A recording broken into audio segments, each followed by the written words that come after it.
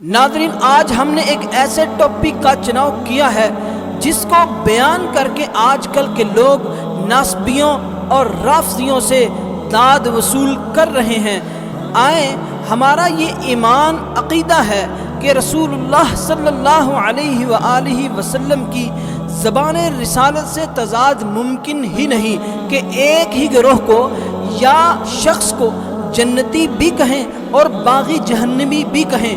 یہ تضاد آپ علیہ السلام کی زبان اقدس مقدس سے ممکن ہی نہیں۔ ناظرین، یہ رافضیوں اور ناسبیوں کا ٹولہ ہمیشہ بخاری شریف کی 2812 پیش کرتا ہے کہ عمار کا قاتل گروہ باغی اور جہنم کی طرف بلانے والا ہے، اور اپنی رفوزیت سے مجبور یہ طبقہ باغی اور جہنمی گروہ کا مصداق سیدنا معاویہ رضی اللہ تعالی عنہ اور ان کے سارے لشکر کو سمجھتا ہے۔ چند عقلی علمی دلائل اس بات کو جھوٹ ثابت کر دیتے ہیں۔ آئیں ہم دیکھتے ہیں، بخاری شریف کتب احادیث سے ہم ثابت کرتے ہیں کہ کون سا گروہ، کون سا بندہ یا کون سا شخص جہنمی ہے یا کون سا گروہ باغی ہے۔ آئیں، نمبر 1، اگر بخاری شریف کی 2812 سے سیدنا معاویہ رضی اللہ تعالی عنہ کا گروہ باغی جہنمی ہے، تو پھر یہی گروہ بخاری شریف کی 2704 میں مسلمانوں کا عظیم لشکر کیسے بن گیا؟ یہ بھی تو بخاری شریف میں ہے، لیکن رافضیوں کو یہ ہضم نہیں ہو رہی۔ نمبر 2، کیسے ایک باغی اور جہنمی لشکر صحیح مسلم کی یہ چند احادیث 2454 سے لے کر 2461 تک احادیث میں حق والا گروہ بن گیا؟ سیدنا علی رضی اللہ تعالی عنہ اور سیدنا معاویہ دونوں گروہوں کو رسول اللہ صلی اللہ علیہ وآلہ وسلم نے حق والا کہا، اور پھر یہ احادیث میں الفاظ موجود ہیں کہ جنگ نہروان کرنے پہ سیدنا علی علیہ السلام کو حق کے زیادہ قریب بھی کہا۔ نمبر 3، سلسلہ صحیحہ میں مسند احمد مشکات المصابیح میں کافی احادیث کے مطابق سیدنا عثمان بھی فتنہ کے وقت حق پہ، اور سیدنا عثمان کی پیروی میں سیدنا معاویہ عمر بن عاص بھی حق پہ ہیں۔ تو حق والے ایک حدیث میں 2812 بخاری میں باغی جہنمی کیسے بن گئے؟ سوال تو بنتا ہے۔ نمبر 4، اگر کوئی حوالہ دیکھے بخاری شریف میں 2799 اور 2800 میں عربی الفاظ پہ لازمی غور کرے۔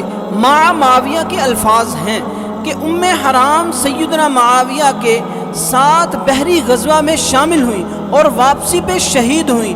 جس نے بحری غزوہ یعنی کہ بحری جنگ، سمندری جنگ لڑی اسلام میں پہلی، تو وہ سارا کے سارا نبی علیہ السلام نے بشارت دی تھی کہ وہ جنت میں جائے گا، تو معاویہ بھی اس بحری بیڑے، اس بحری غزوہ میں شامل تھے، تو جہنمی کیسے؟ نمبر 5، جہنم کی طرف بلانے والے کون ہوں گے؟ اس کے لیے دیکھیے گا بخاری شریف میں 3606 اور 7084، سنن ابن ماجہ میں 3979 اور 3981، سلسلہ صحیحہ میں 2631، اور یہ احادیث فتنہ پیدا کرنے والے قاتلین عثمان کے بارے میں ہیں۔ حضرت عمر بن عاص سیدنا معاویہ کے ساتھ ان کے لشکر میں موجود تھے، تو یہ بھی رافضیوں کے نزدیک باغی اور جہنمی ہوئے۔ تو پھر سلسلہ صحیحہ میں 3360 اور 3518 اور مسند احمد میں 11867 کے مطابق سیدنا عمر بن عاص نیک، مومن اور امن و سلامتی والے کیسے بن گئے؟ بہت کچھ ہے بولنے کو، لیکن اتنا ہی رافضیوں اور ناسبیوں کو ہضم ہو جائے۔ رسول اللہ صلی اللہ علیہ وآلہ وسلم کی زبان سے تضاد ہرگز ممکن ہی نہیں۔